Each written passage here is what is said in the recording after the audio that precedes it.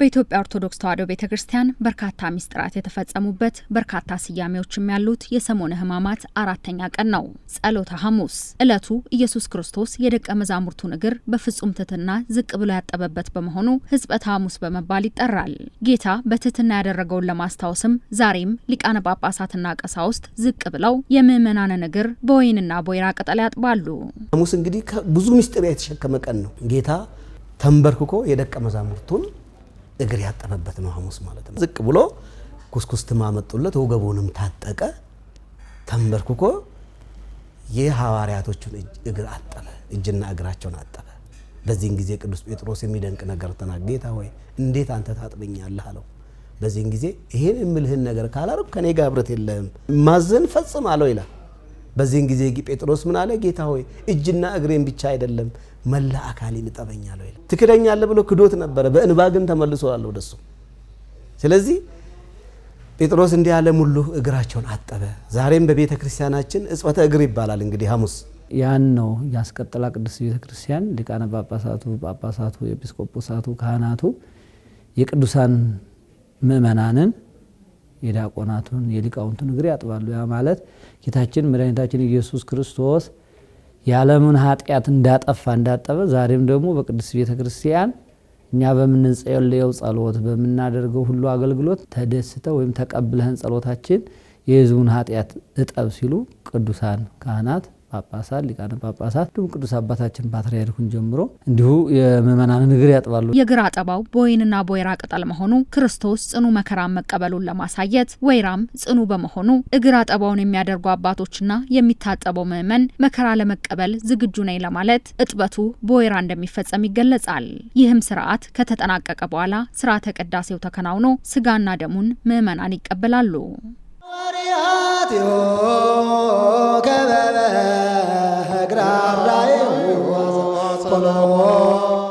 ጸሎተ ሐሙስ ከሰባቱ ሚስጥራተ ቤተ ክርስቲያናት አንዱ የሆነው ሚስጥረ ቁርባን የተመሰረተበት ሲሆን በዚህም የሚስጥር ቀን የሚል ስያሜ ተሰጥቶታል። ጌታ ህብስቱንና ጽዋውን አንስቶ ይህ ስለናንተ በመስቀል ላይ የሚሰቀለው ስጋዬ ነው፣ ይህም ስለናንተ በመስቀል ላይ የሚፈስ ደሜ ነው ሲል ስጋና ደሙን የሰጠበት ዕለት እንደሆነም የቤተ ክርስቲያኑ አስተምሮ ያስረዳል። ጌታ ደቀ መዛሙርቱን ጠርቶ ምሳ የሚበሉበትን ቦታ እንዲያዘጋጁ ያዘዘበት ቀን ነው። ምሴተ ሐሙስ ይባላል። እንግዲህ የፍቅር ማዕድ ጌታ ይህ ስለናንተ ለዘላለሙ የሚፈሰው ደሜ ነውና እንኩ ንሱ ጠጡ፣ ይህ ስለናንተ ለዘላለሙ የሚቆረስ ስጋዬ ነውና ከዚህ ብሉ ጠጡ ብሎ የዕለተ ዓርብ የሚቆረሰውን ስጋና ዕለተ ዓርብ የሚፈሰውን ደሙን ምሳሌ ቆርሶ የሰጠበት ቀን ነው። ጌታ የኦሪቱን መስዋዕት አሳልፎ የሐዲስ ኪዳኑን መስዋዕት ያረጋገጠበት ወይም ለቅዱሳን ሐዋርያቱ የሰጠበት ቀን ስለሆነ የሐዲስ ኪዳን ሐሙስ ይባላል ማለት ነው። የሐዲስ ኪዳን ሐሙስ እንግዲህ በኦሪቱ የነበረው የላም የከብት ደም ነበር የነበረው። አሁን ግን በሐዲስ ኪዳን ያ ዋጋ የማያሰጥ መሆኑ ሲያይ ያን አሳልፎ ለዘላለም ዋጋ የሚያሰጠውን ኃጢአት የሚያስተሰርየውን ከበደል የሚያነጻውን የራሱን ስጋ እና ደም የሰጠበት ለቅዱሳን ሐዋርያትም ያሳየበት ቀን ነው። በተጨማሪም ዕለቱ ኢየሱስ ክርስቶስ አይሁድ መጥተው እስኪይዙት ድረስ ሲጸልይበት ያደረበት ቀን በመሆኑ የጸሎት ቀን የሚል ስያሜ ተሰጥቶታል። በዚህ ዕለት በቤተ ክርስቲያን ስግደቱ፣ ጸሎቱ፣ ምንባቡ እንደተለመደው ይከወናል። ታቦቱ ጥቁር ልብስ ይለብሳል፣ የእግር አጠባም ይደረጋል፣ ቅዳሴም ይቀደሳል። ይሁንና የጸሎተ ሐሙስ ቅዳሴ የሚከናወነው በተመጠነ ድምጽ ወይም በለሆሳስ ነው። ይህም ይሁዳ በሚስጥር ኢየሱስን ማስያዙን ለመጠቆም ነው።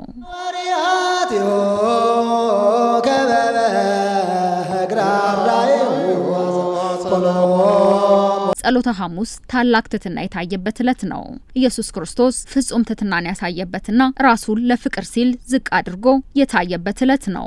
አሳልፎ የሚሰጠውን ይሁዳን እንኳን ሳይለይ በፍቅር ደቀ መዛሙርቱን ዝቅ ብሎ እግራቸውን ያጠበበት በመሆኑ የእምነቱ ተከታዮችም የሰው ልጅን ሁሉ ሳይለዩ ማፍቀር እንደሚገባቸው ሊማሩበት የሚገባው ትልቅ የትምህርት ቀን በመሆኑ ትሕትናን የሕይወት መርሃቸው ሊያደርጉ እንደሚገባም ያነጋገርናቸው ሃይማኖት አባቶች ምክራቸው ነው።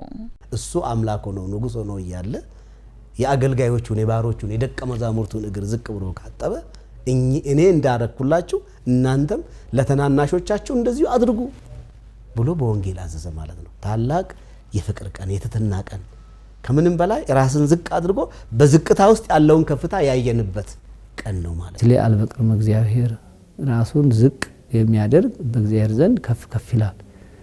እግዚአብሔር ደግሞ ትሑታን ይወዳልና በትሑታን ልብም ያድራል። እግዚአብሔር የትሕትና ቀን ተብሎ ይነገራል ማለት ነው። ሐሙስ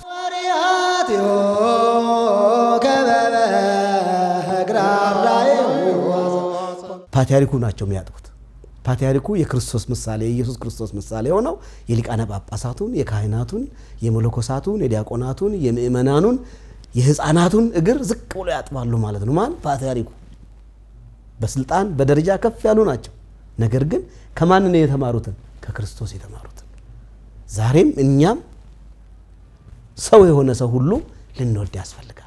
የወደደንን ብቻ አይደለም መውደድ ያለብን፣ የጠላንንም ጭምር፣ የሚገፋንንም ጭምር፣ የሚያሳድደንም ጭምር እንድንወድ አዘዋል።